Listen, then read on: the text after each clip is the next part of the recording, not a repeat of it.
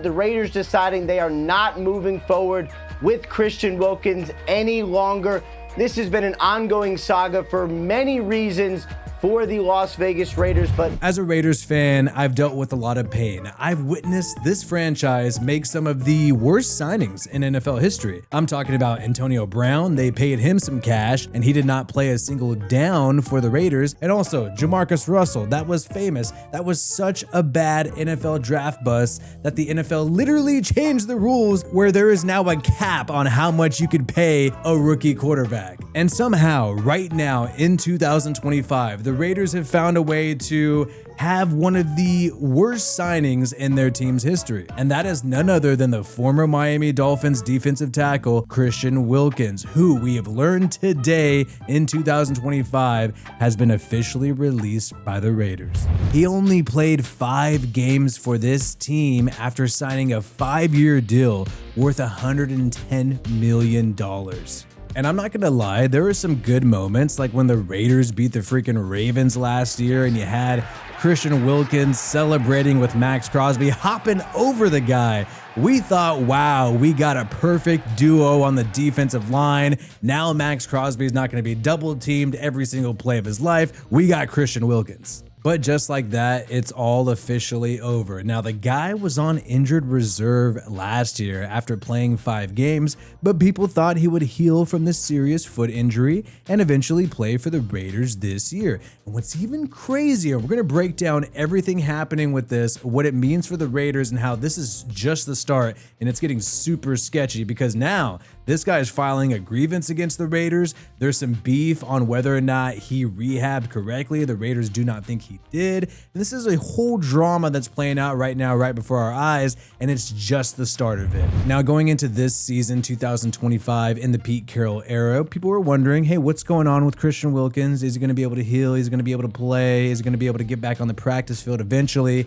He started the season on the physically unable to perform list, the PUP list, but then Raiders fans got this encouraging video that happened out of nowhere, which was from Alex Bachman, a backup wide receiver on the Raiders. Just literally a week ago, this video was taken where Bachman was recording in the locker room at the Raiders headquarters, and it showed Christian Wilkins in this video. Mind you, this guy has a foot injury. He's rehabbing from it. He hasn't been able to practice because of it, but we see him here dancing and having a great time.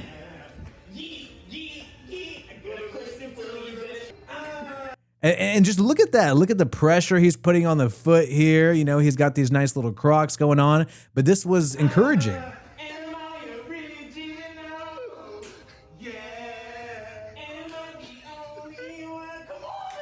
Not great singers, okay, but neither am I.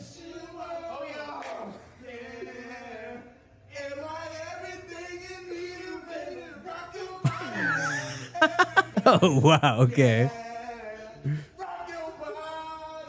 It's crazy to see this though now that we know that this dude has been released, because you see all these positive vibes. He's smiling, hanging out. You got the Raiders logo in the background. The feet look good. He's able to move around, bend around. Hey, this guy could run some freaking drills and maybe line up at defensive tackle for the Raiders at least by September, right? And I bet you all these other NFL teams right now who know that he's released are looking at this video and seeing how healthy these feet are. This guy might get signed by somebody, but what really happened and what went down? Well, the guy was on the books for $57 million fully guaranteed. Remember I told you earlier, it was a 5-year deal. He already completed 1 year. This was going to be year 2. Still got 3 whole years on that deal. That's a massive amount. But now we have learned, according to Adam Schefter, that the Raiders are voiding the remaining $32 million of guaranteed money left on Christian Wilkins' contract. They did this last month, and Wilkins filed a grievance with the NFLPA today. So that is why we know there's some disagreement here between both parties. And look, we know for a fact that Wilkins last October, after he was placed on IR, had surgery to repair a Jones fracture in his left foot. But then we're now learning today that there is some disagreement over his rehab process,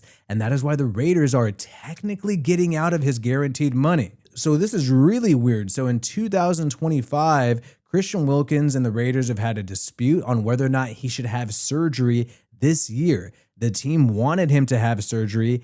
he declined after several opinions. Remember, this is not the first time in recent memory that the Raiders have gotten away with voiding guarantees of players that they released. When they cut Jimmy Garoppolo at the start of the 2024 offseason, they voided his $11 million in guaranteed money because he got busted for PEDs, performance-enhancing drugs. So that was their way to get out of paying that guaranteed money. And now they're going to try to do that same thing, not with PEDs, but for a failure to rehab correctly by Christian Wilkins. What's even crazier is the fact that the NFLPA just had a change at the top. There was a collusion scheme going on with the director of the NFLPA, and Christian Wilkins was actually the Raiders player rep for the NFLPA just last year. So this guy is definitely going to try to work with the union to make sure he gets some of that money back from the Raiders. What's interesting is you have the former writer for The Athletic who covers the Raiders. He now covers the San Francisco 49ers, Vic Tafur,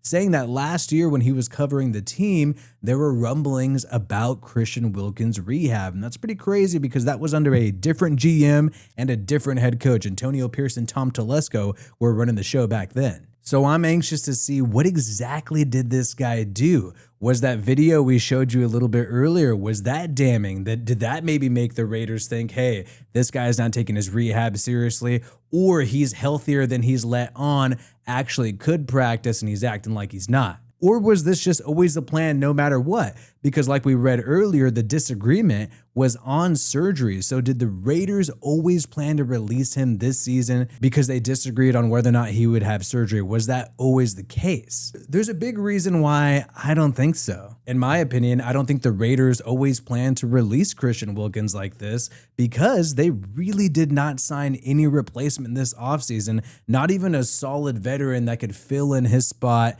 if he was going to be unavailable the whole year, if he was going to be released eventually. You would think if the Raiders knew for a fact they were going to be releasing Christian Wilkins, if they already disagreed about the rehab process, not having surgery, even in March, if they already had that made up in their mind, you would think they would have signed at least somebody, some veteran to a decent contract to fill that void, or draft somebody higher in the draft. They did draft some defensive tackles in this past 2025 draft, but they did it in the day 3 rounds. You would think it'd be a day 2 or a day 1 pick, especially if you knew this guy who you made one of the highest paid defensive players at the time last season in 2024. You would think you would draft a little bit higher to fill that void if you knew it was going to be the case. So that is why I suspect if the Raiders were able to void this guaranteed money last month, they were able to do it in June last month, it's probably due to the fact that they were able to find out more information, learn something that they did not know previously in March. Now, where do the Raiders go from here? They have Adam Butler, the veteran defensive tackle, but he's more of a pass rushing style of D tackle,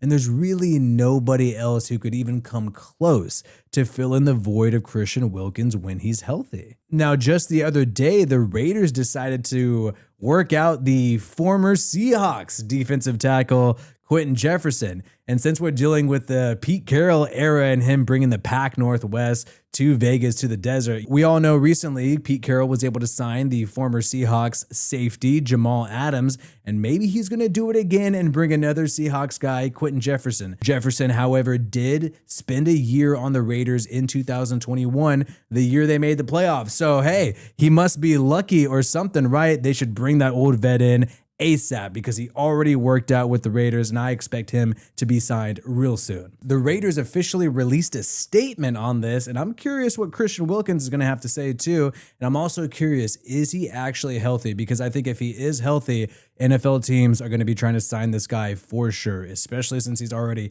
partially getting paid by the Raiders. I know they're able to get out of some of the guaranteed money, but he's at least partially getting paid. These teams are going to come hollering and try to have him contribute, even if he's going to miss the first 6 games. The guy is that special, and it's really disappointing that Raiders' big signings just can't ever work out. But anyways, the organization said we have decided that it is in the best interest of the organization to move on from Christian Wilkins, and he has been informed of his release from the team. This franchise has a commitment to excellence.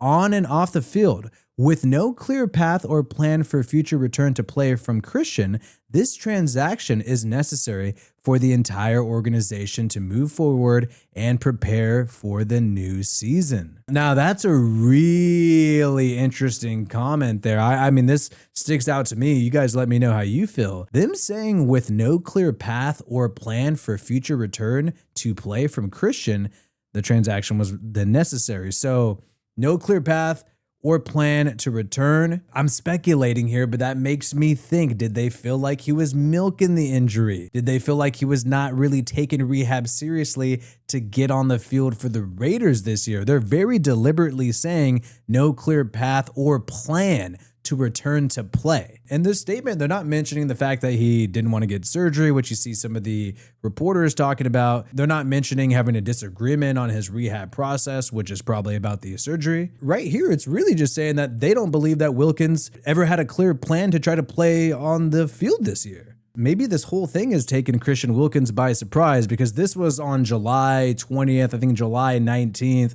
You would think that he would not be this happy and upbeat. Maybe he's always a happy guy. That's kind of his character. He's always been kind of a silly guy, at least on the Miami Dolphins from how we know him.